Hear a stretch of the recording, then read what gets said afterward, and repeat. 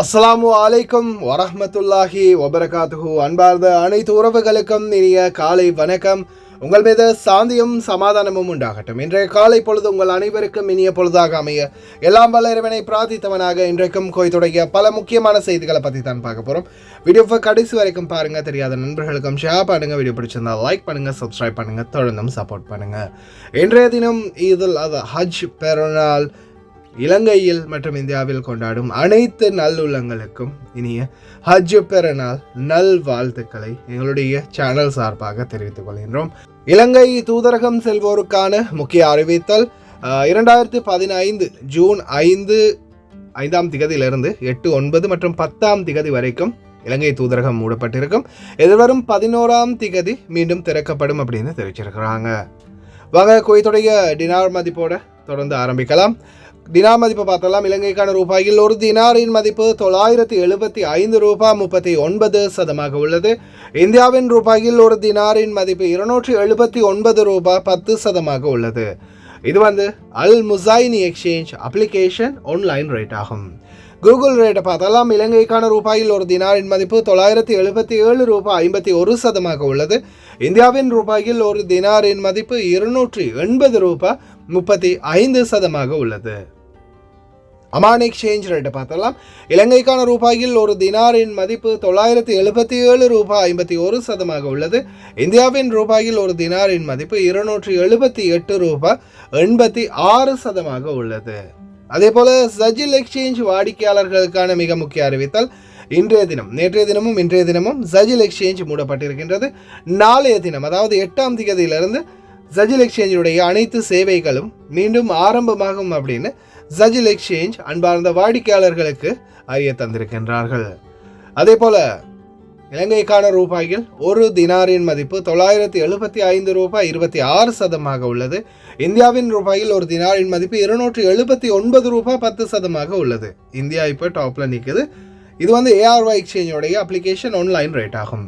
அதே போல் KPE exchange இலங்கைக்கு 974 ரூபாய் 90 சதமும் இந்தியாவுக்கு 278 ரூபாய் 80 சதமும் வழங்கியிருக்கிறாங்க.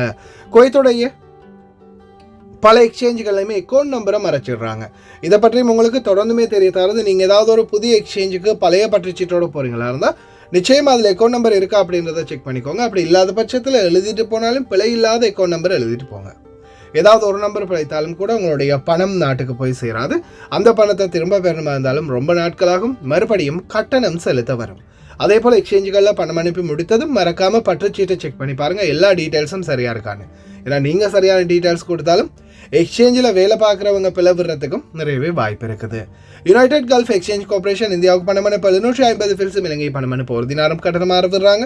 அல்சாமில் எக்ஸ்சேஞ்ச் கார்பரேஷன் ஒரு தினார் மட்டுமே கட்டணமாக விடுறாங்க. யூஜே எக்ஸ்சேஞ்ச் கார்பரேஷன் ஒரு தினார் மட்டுமே கட்டணமாக விடுறாங்க. குவைட் ஏஷியன் இன்டர்நேஷனல் எக்ஸ்சேஞ்ச் 750 ஃபில்ஸ் மற்றும் ஒரு தினார் போன்ற கட்டணங்களும் அறவிடுறாங்க. குவைட்ல அல்நாதா, ஏஆர்ஒய், அமான் எக்ஸ்சேஞ்ச், யூஜே, அல்சாமில், Ansari exchange, Lulu exchange, Joyalukkas, KBE, UAE, Oman exchange, Bahrain exchange, BEC, world street exchange, சஜில் எக்ஸ்சேஞ்ச், மெலிக் எக்ஸ்சேஞ்ச், இன்டர்நேஷனல் எக்ஸ்சேஞ்ச், அல் ஷஃபா எக்ஸ்சேஞ்ச், இது போன்ற இன்னும் பல எக்ஸ்சேஞ்சுகள் இருக்குது. ஒவ்வொரு எக்ஸ்சேஞ்சுகள்லையும் ஒவ்வொரு விதமான கட்டணங்கள் இருக்குது. அதுலேயும் இப்போதைக்கு பார்த்தீங்கன்னா இலங்கையினுடைய ரேட் கொஞ்சம் ஓரளவுக்கு முன்னாடியை விட கம்மியாகிட்டே வருது. ஆனால் இந்தியாவுடைய ரேட் இப்போதைக்கு அதிகரித்து செல்லுது. 279 ரூபாய் வரைக்கும் போகுது. 280 ரூபாய் போகிறதுக்கும் வாய்ப்புகள் இருக்குது. அதிகரிக்குது அப்படின்னு சந்தோஷப்படாதீங்க. நாட்டில் பொருட்களுடைய விலை அதிகரிக்க போகுது அப்படின்றது தான் இதுக்கான முக்கியமான காரணமே. அதே போல் சஜில் எக்ஸ்சேஞ்ச், மலிக் எக்ஸ்சேஞ்ச், அல்சாமில், யூஜே, அல் ஷாஃபா இது போன்ற எக்ஸ்சேஞ்சுகளில் ஒரு தினார் தான் கட்டணமாக விடுறாங்க. ஏஆர்ஒய் எக்ஸ்சேஞ்சில் வெறும் 900 ஃபில்ஸ் மட்டுமே தான் கட்டணமாக விடுறாங்க. அதே போல் சுலைமானி அல் முக்காசிம் எக்ஸ்சேஞ்ச் ஜஹராவில் ஏஆர்ஒய் எக்ஸ்சேஞ்சுக்கு பக்கத்திலே இருக்குது. இதில் பார்த்தீங்கன்னா 750 ஃபில்ஸ் மட்டுமே தான் கட்டணமாக விடுறாங்க. குவைத்துடைய தங்க விலையை பார்த்தலாம். ஒரு கிராம் 18 கேரட் தங்கத்தின் விலை 25 தினார் 994 ஃபில்ஸ். ஒரு கிராம் 21 கேரட் தங்கத்தின் விலை 25 தினார் 159 ஃபில்ஸ். ஒரு கிராம் 22 கேரட் தங்கத்தின் விலை 30 தினார் 559 ஃபில்ஸ். ஒரு கிராம் 24 கேரட் தூய தங்கத்தின் விலை 33 தினார் 325 ஃபில்ஸ். இந்த நாட்களில் தங்கத்துடைய விலை ஸ்டேபிளில் தான் இருக்குது. சமமான நிலையில் தான் இருக்குது, கூடவும் இல்லை குறையவும் இல்லை. விலை கொடுத்து வாங்குறவங்க தாராளமாக வாங்கிக்கோங்க. இந்தியா உட்பட அனைத்து அரபு நாடுகளுக்கும் எச்சரிக்கை, எந்த நேரத்திலும் வரலாம். 6.5 ரிக்டர் அளவிலான பூகம்பம் பதிவாகியுள்ளது. அதே போல பார்டர்களை கடப்பவர்களுக்கான மிக முக்கிய எச்சரிக்கை, பாதுகாப்பு சோதனைகள் தீவிரம். இறந்த குடும்பங்களுக்காக உறவினர்களுக்காக பிரார்த்தனை செய்ய ஒன்று கூடும் குவைத்துடைய சிமெட்ரியில் மக்கள். அதே போல குவைத்துடைய உள்துறை அமைச்சர் மருத்துவ பரிசோதனைக்காக வைத்தியசாலையில் அனுமதிப்பு. அதே போல சீட்டிங் பண்ணினவங்களுக்கு மிகப்பெரிய தண்டனை. இதோ லெபனான் மீது மீண்டும் தாக்குதல். உணவுக்காக தொடர்ந்தும் போராடும் காசா மக்கள். விடுதலையை பெற்றுக் கொடுத்த சவுதி அரேபியா. சிரியாவில் கொண்டாட்டம். காசா பலஸ்தீன் பிரச்சனை மட்டும் இன்னும் அதே நிலையில். அன்பார்ந்த உறவுகளே, நான் உங்கள் சர்ஃபான் BA Plug. இன்று நான் வந்திருப்பது லயன் எக்ஸ்பிரஸ் கார்கோவோடு இணைந்து முதலாவது பரிசாக 200 தினார், இரண்டாவது பரிசாக 150 தினார், மூன்றாவது பரிசாக 100 தினார் மற்றும் 10 பேருக்கு ஆறுதல் பரிசு சர்ப்ரைஸ். நீங்க செய்ய வேண்டியதெல்லாம் ஒன்றே ஒன்றுதான். லயன் எக்ஸ்பிரஸ் கார்கோவுடாக ஒரு கார்கோ நீங்க நாட்டுக்கு போடணும். அதே போல இந்த பரிசை வெல்றதுக்கான பாஸ்வேர்ட் என்னுடைய யூடியூப் சேனல் 3லையுமே அட்டாச் பண்ணியிருக்கிறேன். இதில் வரக்கூடிய லோகோவை பாருங்கள், இந்த தம்ப்மெயில் தான் போட்டிருக்கோம். மறக்காமல் என்னுடைய வீடியோவை பாருங்கள். வீடியோவில் ஒரு இடத்துல பாஸ்வேர்டை குறிப்பிட்டிருப்பேன், அதை நீங்கள் சொல்லி கார்கோ போடுங்க. லயன் எக்ஸ்பிரஸ் கார்கோவுடாக பணப்பரிசை அல்லுங்க. இன்னும் 13 நாட்களில் இன்ஷா அல்லாஹ் வெற்றியாளர்களுடைய பெயர்கள் அறிவிக்கப்படும். கார்கோ பற்றிய மேல் அதிக தகவல் வீடியோட ஃபர்ஸ்ட் கமெண்டில் இருக்குது, தாராளமாக போய் பார்த்துக்கோங்க. கடலோர பகுதிகளில் ஹியூமிடிட்டி, அதாவது ருத்தூபா தன்மை இனி வரும் நாட்கள் அதிகரிக்கும் அப்படின்னு தெரிவிச்சிருக்கிறாங்க. அதே போல் ஸ்ட்ராபெரி மூன் டு எலிமினேட்.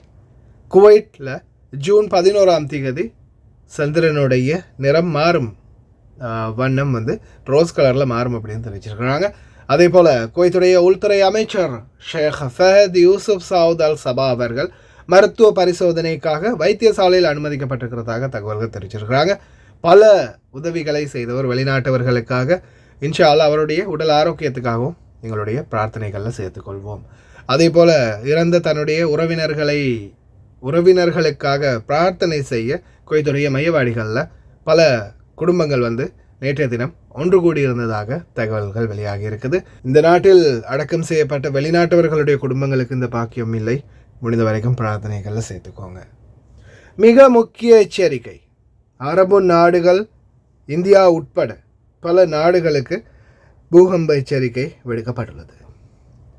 இப்போ பார்த்தீங்கன்னா சாதாரணமாக சீலி மற்றும் இன்னும் சில நாடுகள் 6.5 ரிக்டர் அளவிலான பூகம்பம் பதிவாகி இருக்குது. அதனைத் தொடர்ந்து Iraq, Iran, Azerbaijan, Georgia, Russia, அர்மானி, துருக்கி, அதே போல Arabian Gulf of Oman, Kuwait, Southern Iraq, Eastern Saudi Arabia, Qatar, Bahrain, Emirates, அதே போல் மெக்ரான் ஃபால்ட், பாகிஸ்தான், ஆப்கானிஸ்தான், இந்தியா, இந்த நாடுகளுக்கு இடையேயான நிலத்தகடுகளில் மிகப்பெரிய ஒரு பிளவு ஏற்பட்டிருக்கிறதா புவியியல் ஆய்வாளர்கள் தெரிவிச்சிருக்கிறாங்க. இது மிகப்பெரிய அளவான பூகம்பத்தை ஏற்படுத்தும் அபாயம் உள்ளதாகவும் தெரிவிச்சிருக்கிறாங்க. எல்லாம் வல்ல இறைவன் பாதுகாக்கட்டும். அனைவரையும் கவனமாக இருந்துக்கோங்க, பிரார்த்தனைகளை சேர்த்துக்கோங்க அதிகமாக. அதே போல் இதோ உள்துறை அமைச்சகத்தின் துணை செயலாளர் லெப்டினன்ட் ஜெனரல் அல் அத்வானி தொடர்ந்துமே எல்லை பகுதிகளுடைய சோதனைகளை தீவிரப்படுத்தி வருகின்றார். இதன் அடிப்படையில் நோய்சீப் பார்டர் மற்றும் அப்தலி பார்டர், இது போன்ற பார்டர் பகுதிகளில், எல்லை பகுதிகளில் தீவிரமான சோதனைகளை முன்னெடுத்து வருகின்றார்கள். இப்போ இந்த நாட்களில் நிறைய பேர் பார்த்திங்கன்னா வெளிநாடுகளுக்கு, அதாவது அரபு நாடுகளுக்கு நிறைய பேர் வண்டிகளில் பயணம் செய்வாங்க. ஓட்டுநர்கள் கூட போகலாம், சாரதிகளும், அதே போல் பணிப்பெண்களும் கூட போகலாம். அங்கே யாராவது உங்களுடைய ஃபேமிலி மெம்பரை சந்திக்கலாம். அவங்களுக்காக நீங்கள் ஏதாவது பொருள் கொண்டு போகலாம். சவுதியில் இருக்கிறவங்க, கட்டாரில் இருக்கிறவங்க, ஒமானில் இருக்கிறவங்க, இந்த அரபு நாடுகளுக்குள்ளே ட்ராவல் பண்ணக்கூடியவங்க, இல்லை அவங்க ஏதாவது பொருட்கள் கொடுக்கலாம். தடை செய்யப்பட்ட பொருட்களா என்பதை பார்த்து கொண்டு வாங்க, இல்லைன்னா பார்டரில் பிடிச்சிருவாங்க, கவனம். அதே மாதிரி அந்தந்த நாட்டில் ஃபிங்கர் வச்சுட்டு வந்தீங்கன்னா உங்களால் போக முடியாது. எக்ஸாமுடைய செயல் திட்டங்களில் வந்து இன்னும் ரொம்ப கவனமாக செயல்படுறாங்க குவைத்துடைய கல்வி அமைச்சகம். யாரெல்லாம் சீட்டிங், அதாவது எக்ஸாமில் சீட்டிங் பண்ணினது மாணவர்கள் எடுத்திருந்தால் மாணவர்களுக்கு எதிராகவும் நடவடிக்கைகள் எடுக்கப்படும் அப்படின்னு தெரிவிச்சிருக்காங்க. அவங்களுடைய கல்விகள்லையும் மிகப்பெரிய ஒரு மாற்றத்தை ஏற்படுத்தலாம் இது அப்படின்னு தெரிவிச்சிருக்காங்க. சிறை தண்டனைக்கு போகக்கூட வாய்ப்பு இருக்குது அப்படின்னு தெரிவிச்சிருக்கிறாங்க. அதே போல் இந்த வருட இறுதி பரீட்சை முடிந்திருக்கிறதால இன்னும் சில பரீட்சைகள் பெண்டிங்கில் இருக்குது அப்படின்னு தெரிவிச்சிருக்கிறாங்க. பார்க்கலாம் இன்ஷா அல்லாஹ். இந்த லீவு முடிஞ்ச பிறகு, அதாவது விடுமுறை முடிஞ்ச பிறகு மறுபடியும் சில பெண்டிங்கில் இருக்கிற எக்ஸாம் முடிஞ்ச பிறகு தான் விடுமுறைக்கான சரியான நாள் தீர்மானம் ஆகும். அது வரைக்கும் சிலர் வந்து பொறுமையாக தான் இருக்கணும். இதோ கொண்டாட்டத்தில் ஈடுபடும் சிறிய நாட்டு மக்கள். சவுதி இளவரசர் பெற்றுக் கொடுத்த விடுதலை. ஆனாலும் மிகவும் வேதனை அளிக்கக்கூடிய விடயம், ஒரு பெருநாள் நாள் கூட நிம்மதியான ஒரு வேளை உணவு இல்லாது தொடர்ந்தும் தட்டுகளோடு கையேந்திய நிலையில் காசா மக்கள். பாலஸ்தீனியர்களுடைய நிலை இன்னும் மோசமாகிக் கொண்டே வருகின்றது. உணவுக்கான பற்றாக்குறை, மருந்துக்கான பற்றாக்குறை, தண்ணீருக்கான பற்றாக்குறை தொடர்ந்தும் நீடித்து வரும் இந்த சூழலில் மிகவும் வேதனைப்பட்டு ரொம்பவும் கஷ்டத்துக்குட்பட்ட நிலையில்தான் பாலஸ்தீனிய மக்கள் தொடர்ந்தும் வாழ்ந்து வருகின்றார்கள். இந்த அவல நிலை இன்னும் அரபு நாடுகளுக்கு தெரியவில்லையா என்பதுதான் மிகப்பெரிய ஒரு கேள்வியாக எழுந்துள்ளது. பலருடைய கவனத்தையும் ஈர்த்துள்ளது. உண்மையிலேயே மிகவும் வேதனையாக இருக்குது. எல்லாம் வல்ல இறைவன் இந்த மக்களுக்கும் நிம்மதியான சுபீட்சமான ஒரு வாழ்வை ஏற்படுத்த வழிவகுப்பானாக என்று பிரார்த்திக்கின்றேன். அதே போல கடந்த வியாழக்கிழமை மறுபடியும் லெபனானில் தாக்குதல் நடத்தி இருக்கின்றது. பெய்ரூட்டில் இஸ்ரேல்.